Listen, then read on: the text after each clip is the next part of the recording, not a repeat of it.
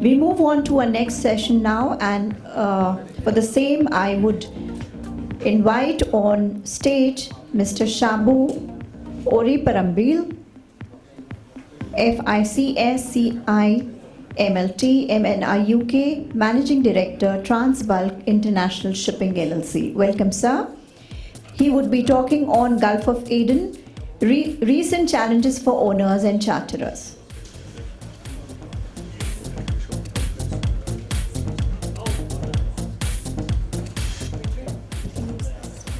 Okay.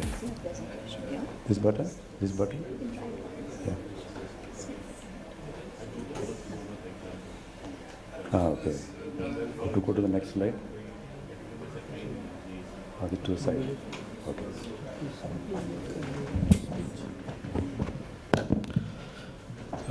Good afternoon, ladies and gentlemen. First of all, thank you for Marex Media, Captain Chadha, and Mr. C.K. Sharma for giving me this chance for a presentation on Gulf of Aden recent challenges.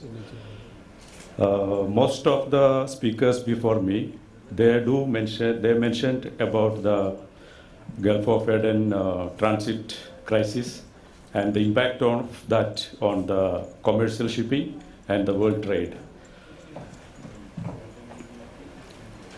Before I start, I would like to make a safe harbor statement. My presentation on this is more of a commercial approach to this crisis than on a legal point of view. Because at present, the ship operators and ship owners, charterers, they are facing different challenges for this, while passing through Gulf of Aden, complex legal matters, and also the insurance matters, insurance-related matters, security matters, and all. Whatever the contents of this presentation is purely as a guideline and not to be taken as a conclusive legal advice. It's purely as a presentation from a commercial point of view, which I believe could be of great use to the agents, operators, and charterers. So let me go through the slide. So just brief about my company. So before I start, this is a very latest incident which happened related to the Gulf of Aden transit. There were incidents, before the ship entering to the Suez Canal, they decided that they will sail through Cape of Good Hope on safety concerns than through Suez Canal and Gulf of Aden. But in this recent case, this is reported to me by a lawyer friend, a ship sailing from Europe to Asia, after transiting through Suez Canal and entering Red Sea, owners or master decided that they will take a U-turn. The safety conditions existing at Gulf of Aden has changed. They took a decision that they will take a U-turn. They will again transit through Suez Canal and proceed via Gulf of Good Hope. And this has incurred twice the Suez Canal transit cost and also a huge deviation. Definitely this will head for arbitration. What will be the outcome? We have to wait and see. No one can say now what will be the judgment. So the introduction. The overview of Gulf of Aden, presence of Houthi rebels in Yemen and their impact on shipping. These are the few points which I would like to highlight. These are some of the geographical features of this Gulf of Aden, the total area, the depth and the maximum depth and the total surface area.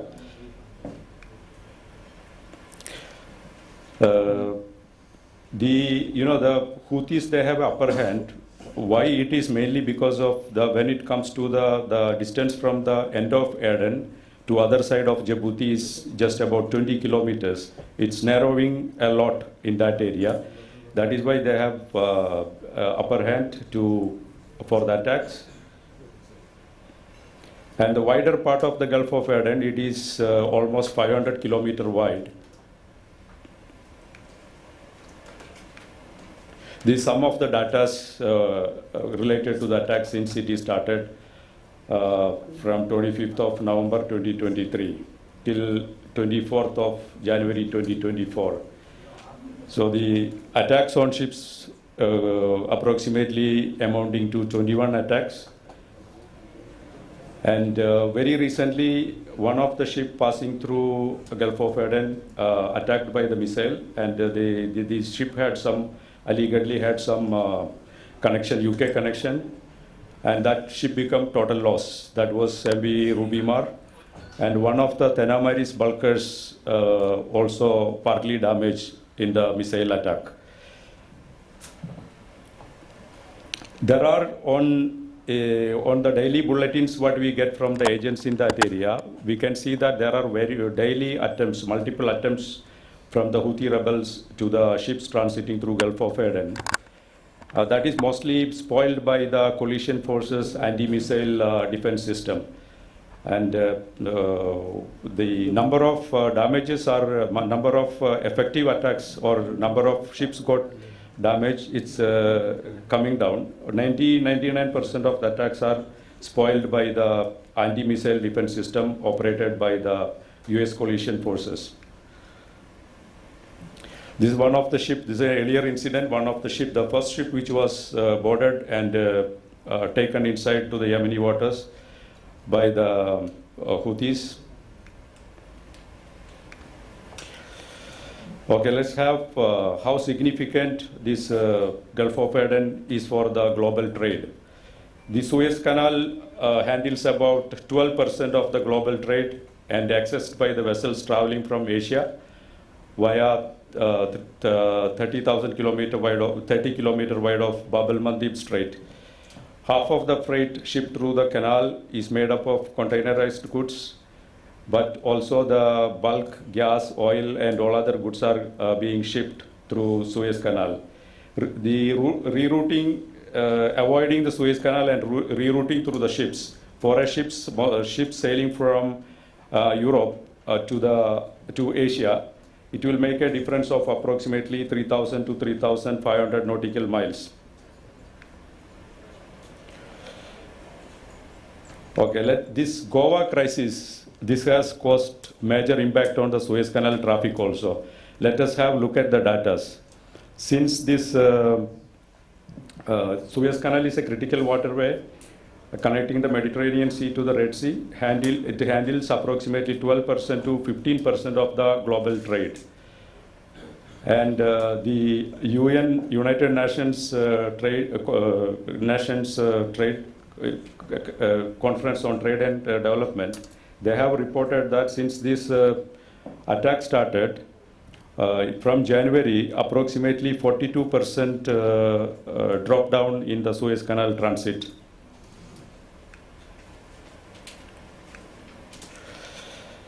And let's look at the number of transits and how since the escalation of this attack, how it had affected the number of transit through Gulf of Aden. So since this escalated in January, you can see that there is a huge drop in the number of transit through Gulf of Aden.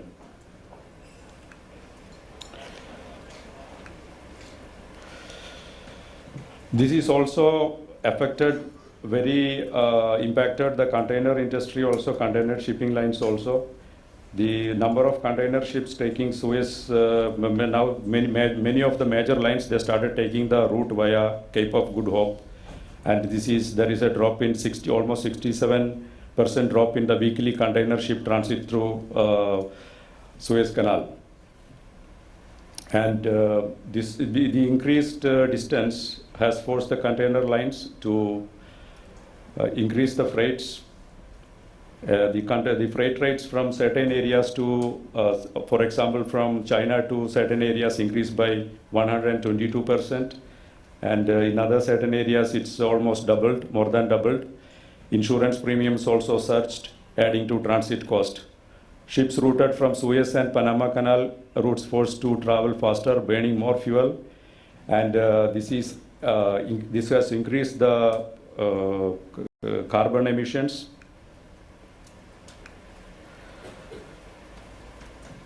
So another major impact this made on the 10 miles. The sailing, taking a different route, longer route via Cape of Good Hope has caused longer 10 miles, and this has reduced, in the short run, this has reduced the supply of the ships in the market and caused the rates to go up.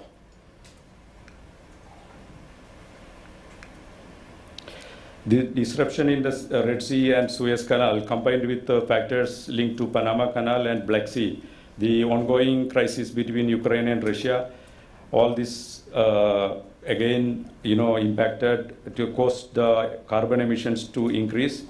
Even there is a recent regulation on to reduce the carbon emissions and do the slow steam. That is, it's against that. It is the longer routes, more carbon emissions.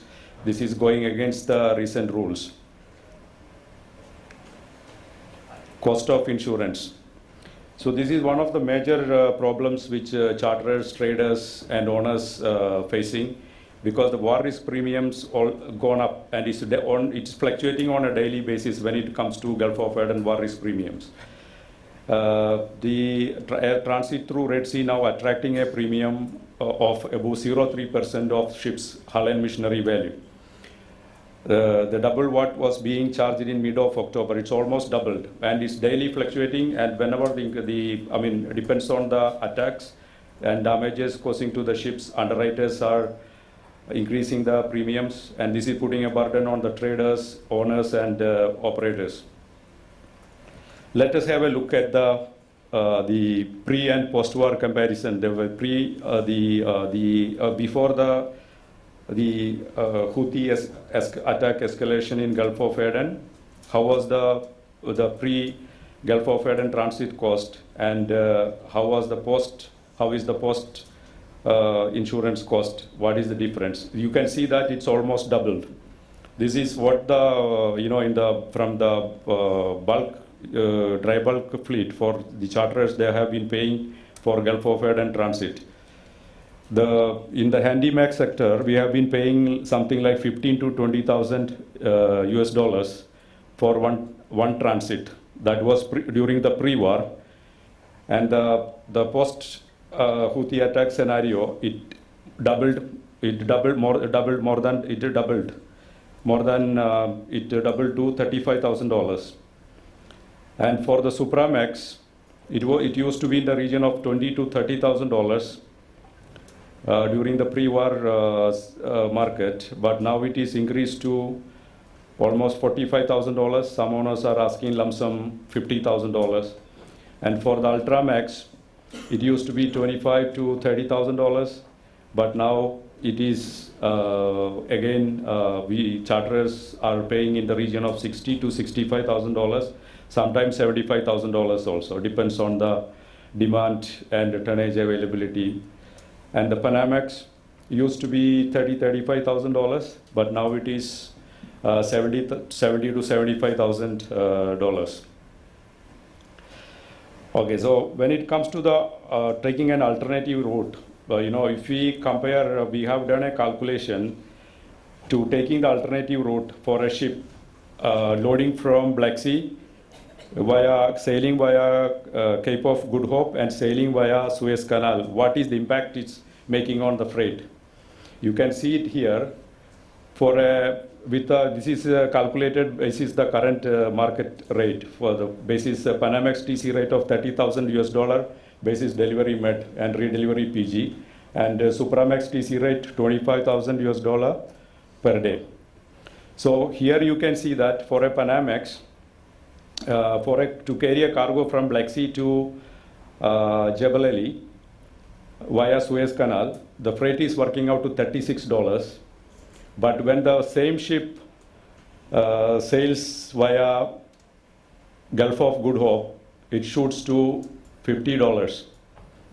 And for the Supramax, it is the shortest, when it takes the shortest route is $47. And when it sails via Cape of Good Hope, it goes to $60.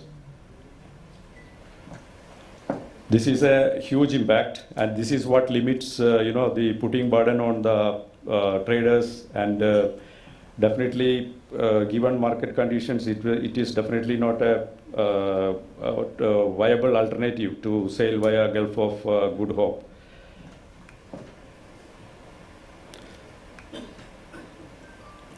So, what is the economic impact of this ongoing Houthi crisis in Gulf of Aden? This is a complete lot of disruption to the supply chain due to damaged or delayed shipments, increased insurance cost for the cargo shipments, the loss of revenue and potential financial repercussions for the cargo traders.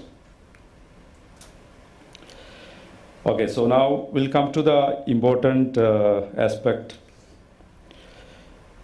So what is the challenges charterers are facing? Increased extra war risk insurance. This extra war risk is changing on a daily basis, depends on the change in the amount of war risk, whether it is escalated, whether war risk is increased. Accordingly, underwriters are increasing or decreasing the premiums.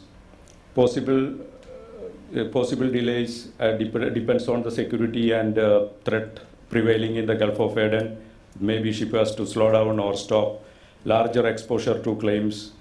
This we will discuss in the coming slide about these claims. Risk of owners, underwriters bringing a claim under subrogation. This is a very tricky situation for charterers. We will discuss in detail about this subrogation later in the slide. Threat of a huge additional cost if the owner decides to deviate via Cape of Good Hope on safety concerns or alleging that there is a change in the or there is increase in the Gulf of Aden, increase in the war risk prevailing at Gulf of Aden. Operational challenges for owners. While for the owners, almost all of their risk is insurable, but still they have some challenges. There were cases like, the owners accepted to route the ship through Suez Canal. The fixture had taken place, subjects lifted, but after loading, the message coming from the owners that the crew has refused to sail. And we have problem, but officially, of course, they don't put it in writing, but then they go under this, they take a shelter under this Maritime 2013 clause. And then there are that kind of disputes are there. Many have diverted, and some of the cases are now under arbitration. This is also for due to the delays and delayed arrival and delivery of the cargo at discharge port. The bill of lading holders, they are also sometimes pushing forward the claims. And for the owners, the payment of war risk bonus, increased insurance cost, etc. is another burden. Okay, how owners / charterers can reduce their risk?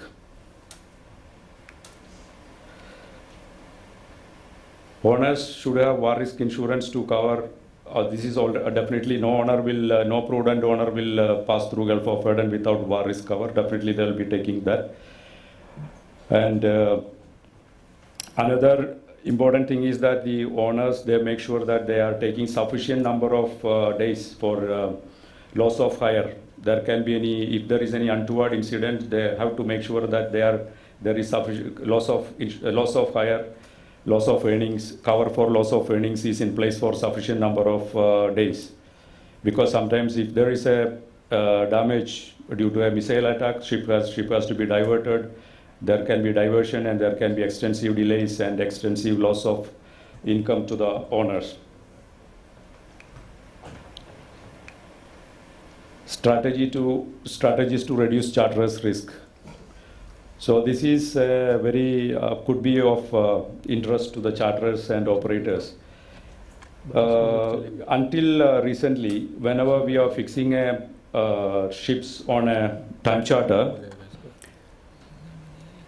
just mention it, one time charter trip about, just as an example, one time charter trip about 30 to 40 days without guarantee via safe ports, via safe berth and safe anchorages, delivery APS so and so redelivery so and so, cargo intention grain in bulk.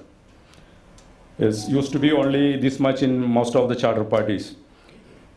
In this above clause, you can see that normally our logical understanding is that vessel has to take the shortest route, but it is not specifically agreed incorporated in the above clause.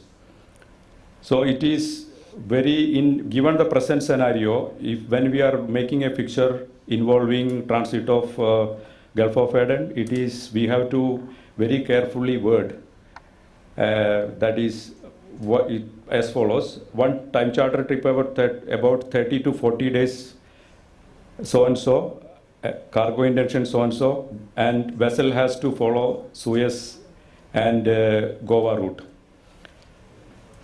So there are some recent judgments, arbitration awards.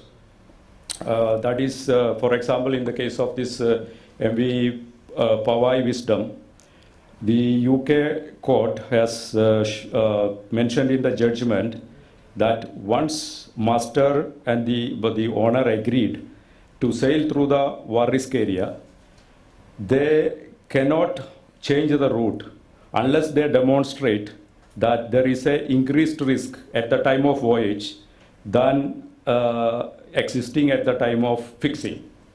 So they have to demonstrate that there is an increased risk at the time of passage than existing at the time of fixture. So this is so once the owner agrees to take this particular route, then it would be difficult for the owners to change or take a deviation unless they show that there is a increase in the war risk at Gulf of Aden. So it will be very apt and prudent from the charterers or operators to add the sailing route and make sure that owners are agreed to take this route. Another, when it comes to the risky conditions, we have only one choice: go for the insurance, take more insurance, take more cover. Then there are some complex situations involved with the insurance. One is this insurance subrogation clause contained in the owner's war risk cover. Under this subrogation, the problem is that as a charterer, you pay war risk premium for the transit of Gulf of Aden, and owner gets take the war risk cover from their underwriters. And in case of any untoward incident, the owner get the claim for the damages paid from their underwriters, but the underwriters, under the insurance concept of subrogation of claims, they try to recover this money from the charterers who instructed the vessel to sail via Gulf of Aden. So it can be a very tricky situation for a charterers, having paid the insurance premium and then end up in facing the claim for damages again. How this can be avoided, or this may not be 100% foolproof solution, but while negotiating the fixture, owners, while negotiating the fixtures, charterers can negotiate and insist to get their name as a co-assured in owner's war risk cover. But there are also, most of the owners, as per my experience, they don't agree to it, because whenever there is a financing bank is involved, this may be contrary to their agreement with the financing bank, the mortgagee bank. That is the one problem.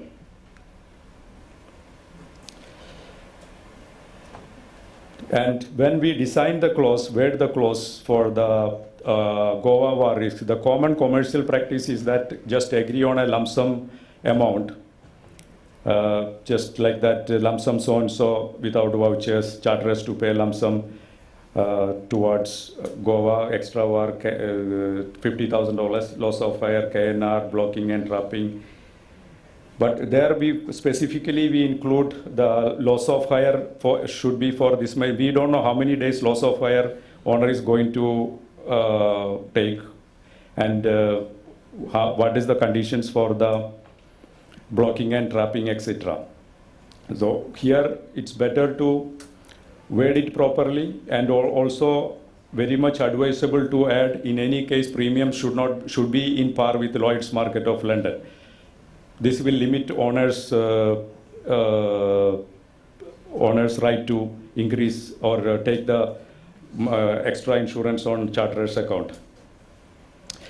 Now there is a new product came into the market. I don't know whether it was existing before, but it's brought to me by one of the London insurance broker. We, as charterers, we can buy our own war risk insurance. And this cover is available for, as an open cover, it is available for a period of 1 year, and mostly it comes without any minimum declarations. And the premiums will be billed as and according to your declarations. You declare every ship when it is when it is near to approach the Gulf of Aden, and the premiums will be billed accordingly.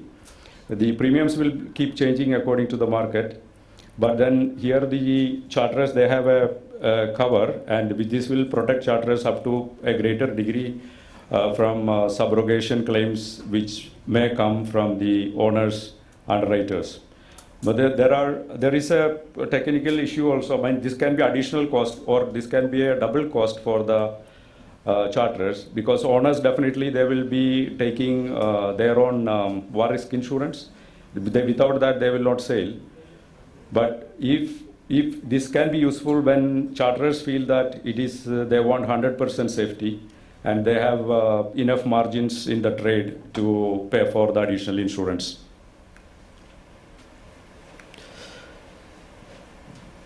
So this is the conclusion. The challenges confronting to ship owners and charterers in the Gulf of Aden underscore a critical importance, proactive risk management and collaboration among risk holders. From the persistent piracy threats to heightened security concerns and economic consequences, addressing the challenges requires innovative solutions.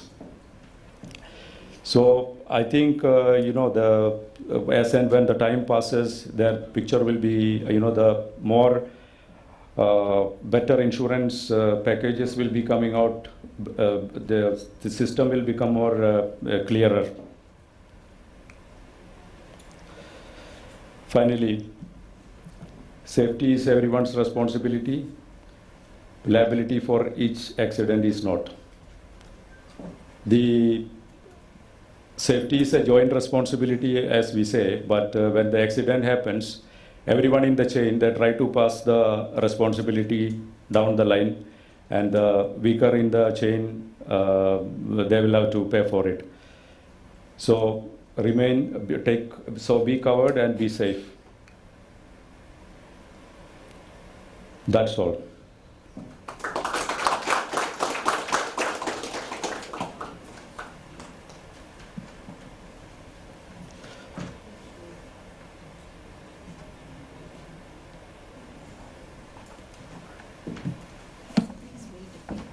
Okay.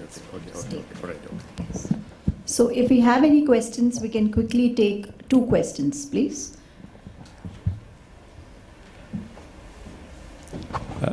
Jagmeet sir, you are an expert. So, okay. He raised his hand to answer the question. No, sir, not at all. Should be. Not at all. What he talked about joint assured, and you talked about the subrogation. You see, if we look at the Shipman 2009, there is a very clear-cut clause 10 which talks about it. So as far as ship management contract is concerned, it is part of it.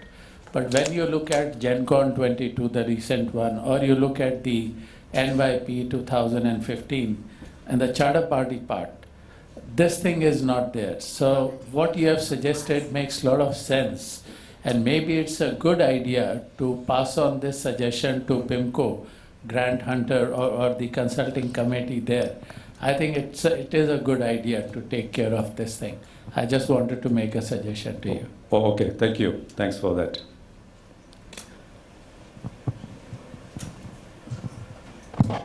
Hi, I'm Tanvi. I'm the dry bulk analyst with Drury Maritime Research. I just wanted to ask, have you observed any impact on the number of transits or the trade volume because of the Red Sea crisis on dry bulk specifically? Because there has been news in the market that many vessels that are heading to China, they are not being impacted that much, and only the US flagged vessels are being targeted. Thank you. Good question. There is a substantially large volume decrease due to this Gulf of Aden crisis. For example, number of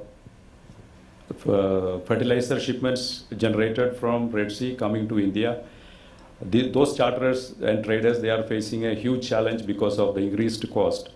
Presently there is a tug war between the operators and those charterers because they are not ready to accommodate all this additional insurance and other increase because of the heightened war risk in the Gulf of Aden. There is a fall. Some correction also taking place because this cargo definitely the end user need the cargo, so it has to come. The product has to come. The commodity has to come. Slowly they are trying to accommodate this extra cost, but it's a challenge to get more ships for the cargoes generated from Red Sea right now because of the current situation. Definitely there is a considerable drop in the volumes. Thank you. Sir, I would just want to ask you one question here. My name is Advocate Nishit Sheth, and I'm a student of Gujarat Maritime University. With the increasing number of threats, especially in the Gulf of Aden, as a maritime advocate, what could be the legal remedies that one can suggest to ship owners, charterers, for the vessels, especially faring in this particular sector, in this particular route, which is now considered to be a very high risk area, in case where they become a victim of war, especially for matters arising out of insurance claim, subrogation, or cargo claims, whatever, in whichever manner where they have become victim of the war that is and the situation that is there right now. From a legal perspective, if I have to give an opinion to my client. Okay, I think you should talk to Mr. Jagmeet outside the venue. But anyway, I will try to answer this. So some part we have already covered. There is no remedy. The only remedy available is the insurance, nothing else. Because this is the situation or the attacks, it's beyond our control, beyond anyone's control. If the owner decides, it's owner's call. The owner decides to take this risk for a profit, then he has to make sure that he has enough, take the maximum amount of long loss of hire cover and maximum the blocking and trapping, those cover. Take the maximum, don't try to cut the edges. So this is the only solution, nothing else. Thank you very much, sir. Okay, thank you. Thank you, Mr. Shabu. We request you to be with us on stage. And I call upon Captain Sudhir Kumarji. Do we have Captain Sudhir Kumarji here with us? To please come and do the honors and felicitate our speaker, sir, please. Please join us on stage. So they'll get their turn, don't worry, please. Join us.